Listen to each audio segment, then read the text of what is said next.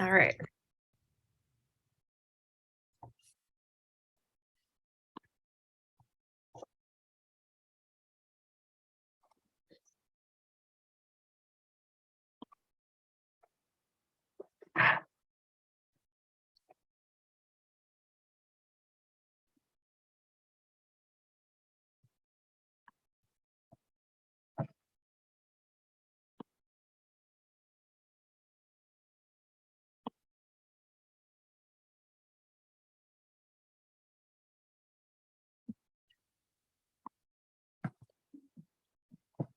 Well, good morning, everybody. My clock is showing 10 o'clock, and I want to thank you, number one, first thing in the morning, for joining us for the town hall and the 2023 rate release for both HARP and AHARP. My name is Bill Gregory. I'm the executive director of HARP and AHARP and the president of the Orwaka Agency Insurance Services, LLC. I've been in my seat here at HARP for almost 17 years and have seen a lot of changes, but we continue to be surprised at how many more changes are being thrown our way. So with that, I'll turn it over to Dia and she can introduce herself and her role. Good morning. I'm Adia Cosby, the current risk control and underwriting specialist here at Synchrous, and I have been with this team for close to 11 and a half years. So good morning. Glad you're all here. Yes, thank you very much for attending. We'll go ahead and get started. Changing up the format a little bit from what you received a couple weeks ago, 3 weeks ago. There's been a lot of changes in our renewal process again this year, a lot of challenges again. We still have some gaps in our reinsurance levels that we're working on as of this morning. So things are very fluid here at the Synchrous HARP, AHARP again for the renewal for the 2023. I want to walk you through some of the information that is impacting again the rates to further expand upon what the challenges have been and why the challenges that we are encountering are relating to higher rates. And I think everybody that's on this call knows that the insurance marketplace is in a state of upheaval, and that upheaval has also been exemplified a little bit more with the Hurricane Ian, which is the talk with the reinsurance industry, but we'll cover that a little bit later. So I wanted to show you how the pools are performing as of this year. This is all valued as of September 30th. Our financial statements released to the board of directors on September 30th. So year to date in 2022, HARP is looking very good. HARP is continually performing, at expected or a little bit better than what we expect every year. AHARP on the other side, not so much. We've been losing money in AHARP for about 4 years now. We've been losing money, and our purpose with these pools is try to set rates that cover the costs, the administration costs, the reinsurance costs, of course, claims costs. We have actuarial studies that are done twice a year to make sure that our rates that are set are adequate. We have been just pummeled with claims in AHARP for the last 3 years. So you have seen some drastic increases in both pools.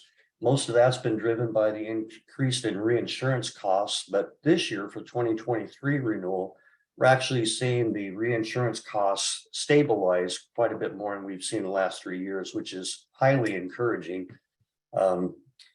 That being said, it's still going up. It's just not going up double digits like it has been. So for instance, HARP has our property reinsurance rates for HARP are renewal in 2023 about flat. And on AHARP, they're only going up about 6%. Those are the reinsurance costs. So what you'll see later on in the slides is that our HARP rates are actually quite favorable for our renewal in 2023. Our AHARP is not, and it's not so much driven by the reinsurance costs for 2023. It's driven by our self-insured retention, which is the amount that AHARP pays out before any reinsurance kicks in. And that level's $1 million. So we are seeing a huge amount of claims under that $1 million that's impacting this. So we were actually very stoked when we released the September 30th because we're only $180,000 behind as far as the year to date. However, 6 days ago, we got a claim from Oregon That was a fire damage claim that is pushing $1 million. So these numbers are going to go up once we get the October 31st financials done. So again, going into 2023, AHARP is losing money and not a good situation, even with the drastic rate increases that we've been placing upon you, unfortunately. So to make AHARP solvent, we have regulatory requirements that we have to meet in order for AHARP to be licensed to operate in the 4 states that we do. So we have a minimum $2.5 million surplus requirement for the state of California that we must always have. That's not reserves. That's not reserves set up for claims. That's surplus above all reserves set up for claims. So we've been teetering right on that 2.5 for years and years and years and years. We went over that in 2020. We went over that again in 2021.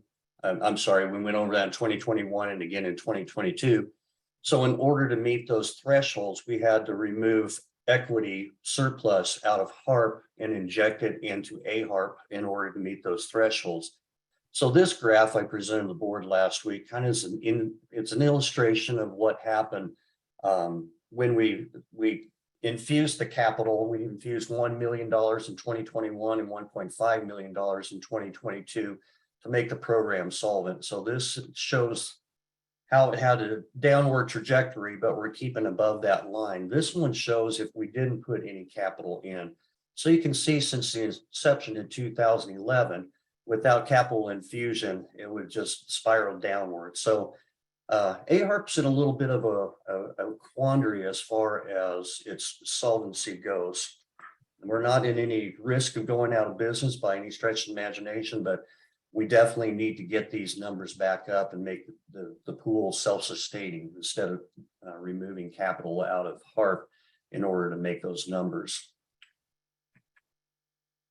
So we have a little bit of performance numbers that I wanted to share with you. This was presented to the board last week. I think it's telling on what our problem is as far as AHARP goes. So I'm going to turn it over to our risk control person who can kind of walk you through some of these numbers.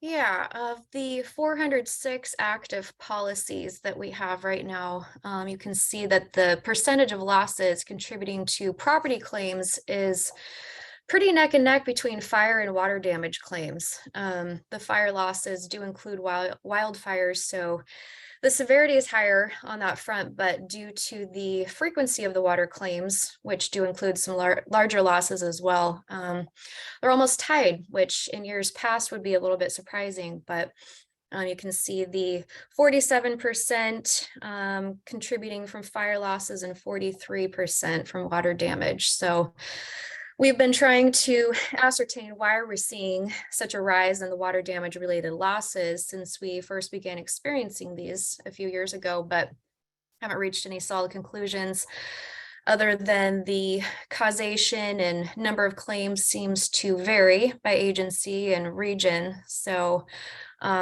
we've also discovered that the increased water damage claims are an industry-wide trend. It's not just something that the AHARP pool is suffering from. So that's across the board. Oh, real quick, does anybody have any questions? If you have any questions, feel free to pipe in along the way. We'll also have a Q&A at the end, but feel free to raise your hand or jump in with a question as we go. I do want to illustrate the average claim cost for water damage down at the very last line, the $34,516. That is what we've determined. And this is the last 20 months worth of data. So the last 20 months, we've seen a huge uptick in these water damage claims. So average claim cost right now is running about $34,500. 3 years ago, they were running probably about $16,000 to $18,000. So the cost of the water damage has really, really gone up, and the frequency obviously has gone way up too. Right. So this is just a nice, colorful visual of the doom and gloom that's occurred across the country last year over 2021. So these, what are believed to be climate change related disasters, are contributing to the state of the reinsurance industry on a national level to the tune of billions of dollars every year. And of course, we all know that the wildfires are the major catastrophic natural disaster in our slice of the country, but a variety of storm fronts have very much contributed to the market as a whole, as you can see here with this nice colorful chart. Now, this was presented by our consultants last week, and I was shocked at how many cat losses have occurred across the country just for the 1 year of 2021. Is staggering to look at these numbers. And this is a global reinsurance issue. And this isn't just happening in the United States. This is happening across the globe. And reinsurers are global insurers. So they're seeing huge amounts of losses, which makes them very nervous, which reduces what they are willing to write in geographic areas, which is called capacity. And that's one thing that we have been battling with since 2019 is capacity issues, because the reinsurers don't want to tie up a lot of their capacity, their paper, in areas that have these cat loss exposures, including the West with the wildfires. So that's been one of the huge challenges as far as building out our property structure on the reinsurance end of it. This slide provides another perspective showing decade over decade, $1 billion plus catastrophic losses. And you can see the significant upturn from 2010 to 2020. And that doesn't even include the cat echo that we just saw on the last slide for 2021, because the information isn't complete yet for that year. Or this year's events, which of course include the mass destruction of Hurricane Ian. So again, these losses as a whole have greatly impacted the hard market that we're all experiencing across the board. And the benefit that we at AHARP enjoyed this year, I've used the word enjoy loosely, but we actually hit the market early in the year because we were trying to set the rates in October, which we managed to do this year, October 20th, when we set the rates, and we'll release that in a little bit. But we ended up going into the market to get the reinsurance quotes to build out our property structure before Hurricane Ian. I was in Dallas a few weeks ago meeting with reinsurers, and the white faces throughout the entire conference was reinsurers extremely concerned about the impact that Ian's going to have on their book. And we've already seen, as of this morning, some of the reinsurance that we thought that we had in our structure have pulled out because of the impact Hurricane Ian's having on their books. So once again, a major catastrophic loss that we don't have on the West Coast is impacting the entire industry, which impacts us in a roundabout way. 3 years ago, in 2018, the wildfires that we sustained on the West Coast, that was felt, on the Southeast where they typically have hurricanes. So it's a give and take in the global reinsurance marketplace. They're seeing these cat losses all over the world where they have capacity, not just the United States. So the reinsurance market is still very, very, very volatile, but I am encouraged about our numbers that we got back on our reinsurance placement this year on the property end of it. I want to take a few minutes just to go through the tiers. I know there's a lot of concern and confusion about how we develop the tiers. You'll remember that the tiers, there's 6 of them for each one of the pool, is based on your experience, your loss experience, and your exposure unit. So I put this illustration together for the last town hall meeting we had in June, just to kind of explain how it works for those of you that have not seen this or quite understand how we came up with this. This is all actuarially determined. So on HARP, we have a base rate at tier 3, and that base rate represents the amount of money that we need to collect from the members in order to make the program fund itself for the year. That includes current claims, IBNR, which stands for incurred but not reported claims. Those are the claims that we don't know about.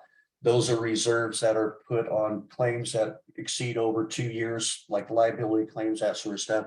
So the actuaries come up with this number. This number is what we need to fund the program. The tiers simply work as an allocation of who pays more or who pays less to get to that base rate number that we need to fund the program for the year. Then it's all based on your experience, how much you contributed in the pool, how much you've taken out of the pool. It's adjusted somewhat for exposure units. So, the larger housing authorities, the larger affordable housing providers that have more exposure units, of course, get some relief for the fact that you're going to have more losses because you're larger. So the actuaries come up with a very, very extravagant spreadsheet every year for each one of the pools that places in the tiers. Internally, we go through that very, very, very closely. We talk to our claims management people. We talk to the actuaries. We pinpoint any kind of issues that we see that doesn't follow what we're experiencing. But doing this for 17 years, the tiers are pretty much dead on. So what we try to do when we do the renewal is get you a loss run so you can see what losses are affected. The actuaries use 4.5 years worth of data. So 4.5 years back from September 30th of this year is what they use as a basis to determine the tiers. And they put more weight. They have been putting most of the weight on that tier based on years 2 and 3 experience, not 1 and 4, because year one would be too new for the claim to develop. Year 4, they're tailing off. So they've been putting more emphasis on year 2 and 3. And that has it's hard to remember what happened 3 years ago. So we try to get that loss run out so you can at least see what is driving the tier placement. We have changed that up somewhat for AHARP. I'm going to cover that in a slide later, but we have changed up that weighting of the actuarial analysis of these tiers to be more reflective on what's going on in the property end of it. What we have found is we may be a little bit behind the cue ball as far as keeping up with the trend of these water damage claims. So we've taken some action this year as far as trying to be more responsive to the frequency of claims. And that, like I said, I'll cover in a slide in a few minutes, but that's affecting AHARP, not HARP. So any questions, jump in. We'll interrupt if you have any questions on any of this stuff. If you want this presentation, let us know. I'd be happy to send this presentation to you if you need to use it for internal reasons. And no problem, no copyright issues here. I also wanted to go through the reinsurance acquisition costs for the last 5, 6, 7 years, something like that. And just to show you the drastic change in 2020, 2021 with the cost of reinsurance. We were just sliding along, just happy as a clam back in 2018 through 2020. And then we had a disastrous wildfire year in 2020. And that was also the year of the COVID shutdown. So 2021 reflects some huge, massive increases in the costs, internal costs that we encountered as far as getting reinsurance on top of both the programs. As you can see, the numbers keep going up, but not quite as drastically as they did from 2020, 2021. So I'm encouraged by those numbers. I would really like to think that the marketplace is stabilizing and we're not going to have these wild swings, but there's just so much nervousness in the reinsurance arena right now that I just can't make that promise. I could dream of it all day, but I just can't make that promise that it's going to stabilize in the coming years. I put this on here just to show the complexity of what we're dealing with. This is 2022. This is the current program that we have with our reinsurance structure. In 2019, 2020, we had one reinsurer. We had Munich Re. So all of this above here would have been Munich Re, all the way to the $47 million property limits. So as you can see in 2020, 2021, Munich Re reduced their capacity, what they're willing to write on the West Coast significantly. So we had to go out and find new reinsurance partners to take this level and this level. So you can see in 2022, very complex, and all these, like American Ag, Hanover, Odyssey, Cincinnati Insurance take one, little percentage of that level. We have to go in and negotiate with each one of these reinsurers for their share and their capacity. And all these numbers are just based on what they are willing to write in the area as far as their capacity goes. 2023, we don't have the graphs yet, but it is much more complicated than even this. I mean, we have another 3 or 4 new reinsurers that are taking 5% of the 25 or the 12x of 35.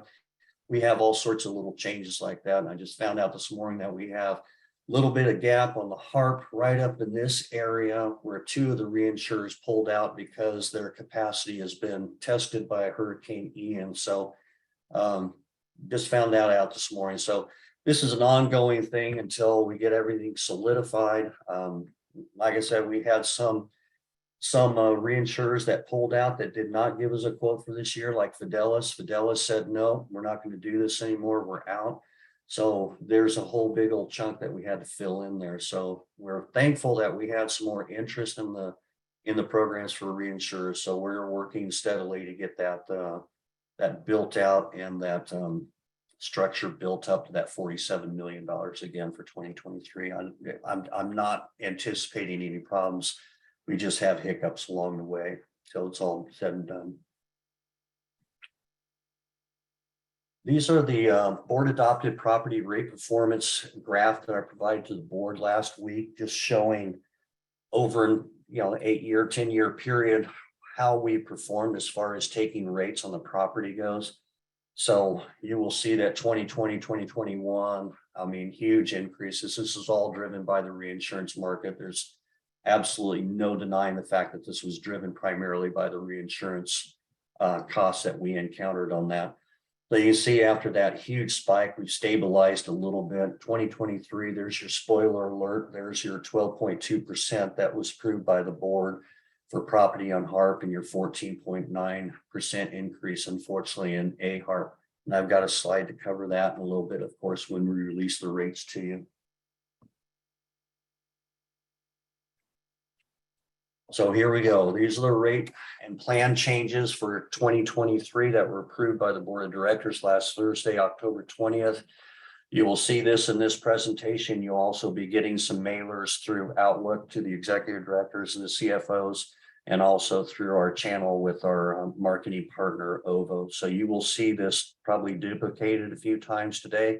I apologize for that, but we're trying to get these rates out to everybody who has an interest in this through the 84 members that we have in HARP and the 410 odd policies that we have for AHARP. So we're looking at these rate increases for HARP for 2023. Like I said, the structure isn't completed yet, and in order to get these rates out, we need to have the rates out today, so you have the opportunity to review this and budget for it, or shop the market if that is your desire. We certainly hope you don't do that, but we need to get these out. So in order to get these out, the actuaries had to have numbers. So we have placeholders for the unknowns, such as reinsurance. So rest assured that this is a worst case scenario, but this is what we have adopted by the board of directors effective January 1st of 2023. We have a subsequent actuarial study that will be done to capture that period of time between September 30th and December 31st for claims deterioration. So we do have the opportunity at our March 2023 meeting to adapt this to what the realities of the last quarter or so of 2022 was. So this is what we're going with at this time. This is what I would hope that you would budget for as far as the increases for HARP goes.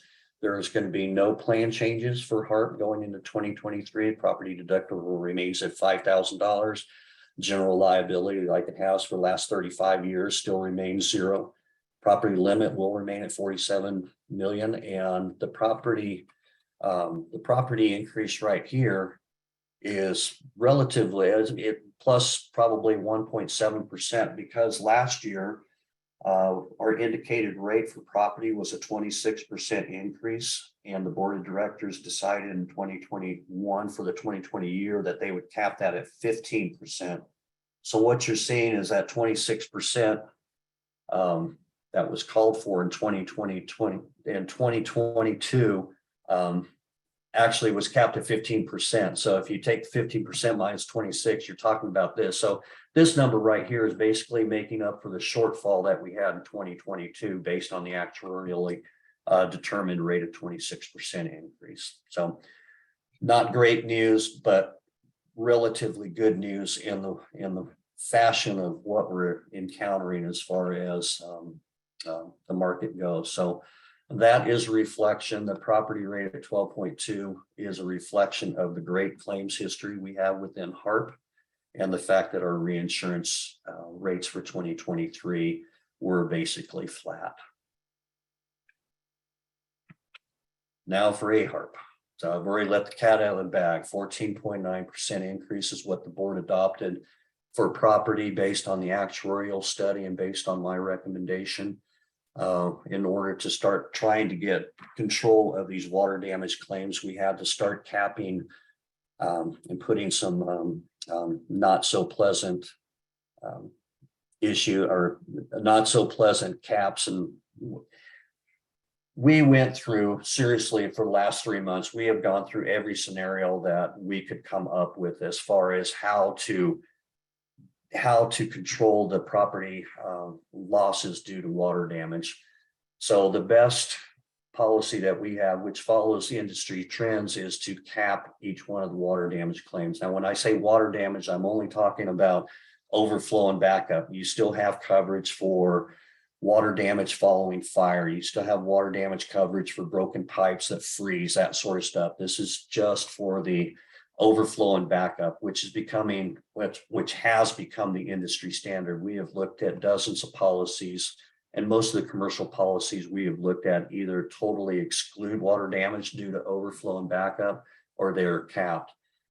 So on my recommendation, the board approved that we start capping each one of the water damage claims at $35,000 each. And you'll remember in a slide previously, the average is just under that $35,000. So this is our first attempt at trying to control some of the hemorrhaging that we're experiencing in the AHARP, and the board of directors and the staff. We are fully aware that's transferring the money right back onto the policyholders. But if we don't start doing something to control the losses and the bleeding of the pool does risk going out of business. So the board of directors definitely doesn't want to see that, nor does the staff. So we're trying to take baby steps on trying to control the costs of these water damage claims. And this is the first attempt, the first stab to get there. So we are also keeping the $5,000 property deductible the same. We doubled it in 2022 from $2,500 to $5,000. So we are continuing to do the $5,000 per occurrence. A lot of the commercial policies that we looked at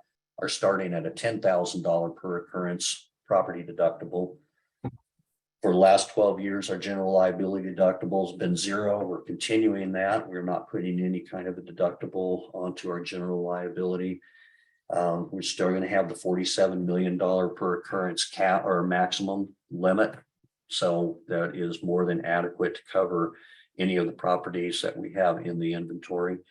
We have also approved the policy tier adjustments that up until 2023, currently up through 2022, on your tiers that the actuaries come up with, we limited how many tiers you could jump. So we limited to 2 tiers that you can jump annually to take the shock of the increased costs off of the policy holders. I've removed that. My recommendation was to remove that. So if you're in a tier 1 getting a very favorable rate and you are indicated being a tier 6 the next year, you're going to jump to the tier 6, because I think part of the problem that we have had in the past 12 years with AHARP is we haven't been nimble enough to adjust to the losses. So this is another way that we're going to try to get control of that issue.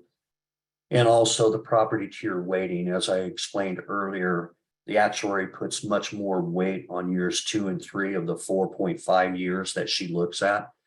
So on property, I mean, property is a open and closed case scenario for the most part. I mean, we have our exceptions, but property claims usually close within the first year. So in order to get to that responsiveness, that nimbleness that we feel we need to get to, we're going to shift the weighting a little bit more onto years 1 and 2 on the property end of it only. See if we can continue to get control of these escalating costs and losses due to water damage. And we're going to do a better job internally of tracking the frequency trends. I mean, we have thrown so many scenarios out there on how to deal with this, from doing nothing to, kicking policyholders out of the program. And that's something that as a pooling entity, we never want to do. So we are taking steps in 2023 to try to correct some of the ills that are affecting the pool as far as losses go. And like I said earlier, we are totally cognizant of the fact that this is just shifting costs back to our policyholders. And there's certainly nothing we want to do, but we are trying to get control of the losses, and we are following what the industry is also doing, because this is an industry-wide issue. The commercial policies are experiencing the same kind of water damage trends that we are. So if anything, I've been behind the curveball in making these changes, but this is a start to try to control the hemorrhaging of the pool and trying to not have to do a capital infusion from HARP. It's very dangerous. Dangerous is a strong word. It's not advised that you shift money between pools, and HARP and AHARP are two distinct pools. So to take one pool's money to subsidize another pool's money or loss history is just not a good practice. And it's blown out with the HARP and the AHARP relationship, because HARP is a governmental entity, and we're taking surplus from governmental entity pool and putting it on a nonprofit tax credit, which is not a governmental pool. So there's a lot of danger in doing that, and we just need to stop. We need to get this pool up to where it's self-sustaining itself and start to build those surpluses up. And right now, the losses are just killing AHARP. So all these changes with the proper tier weighting, adjustments of 2 or more tiers per year, capping the water damage. This is only applicable to AHARP. This does not apply to HARP. We're not seeing the same kind of. We're seeing trends of this type with HARP, but nothing at the level that AHARP is. So all these changes for 2023 only apply to AHARP, unfortunately. So that is our presentation. I would love to field any kind of questions, concerns, any ideas you guys have that we haven't thought about. Like I said, the staff and our actuarial consultants and our broker consultants have beat it up trying to figure out the best way to deal with this. And there's just no easy way to deal with this that's equitable to all policyholders in AHARP. So unfortunately, that 80%, 79% that's not having claims is going to suffer a little bit with the rest of us until we get this thing under control. So I'm not seeing any Q&A coming up, so everybody's crystal clear, and I'm not going to get any death threats tonight, I'm assuming. Good. I appreciate that. I wish we had better news for you, the board of directors, and I certainly wish that we had something better to present to you. And yes, anybody who wants a copy of this slide, just let me know. I will get that out to you right away. And I want to turn it over to Adia. She has an announcement that she will be leaving the employment of Synchrous. So Adia, would you like to elaborate a little bit? Oh, sure. Yeah, this is just kind of my opportunity to say goodbye. This is my official last day. Like I said, I've been here a little over 11 years, and it has been a wonderful experience. It is very bittersweet to be leaving, and I have enjoyed working with all of you very, very much. And moving on to the future, we'll be sending out an email to all of you shortly, and there will be an out of office reply if you try to reach me kind of delegating who's doing what and all of that. So anyway, you've all been an absolute pleasure to work with, and I will miss it very, very much. So thank you all for allowing me to serve you.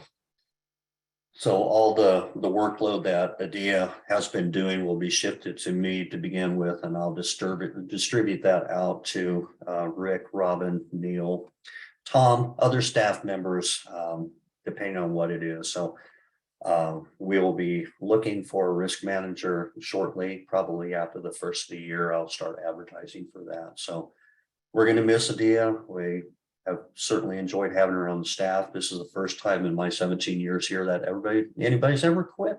Or so I wish you all the best in the world. Thank you. You as well.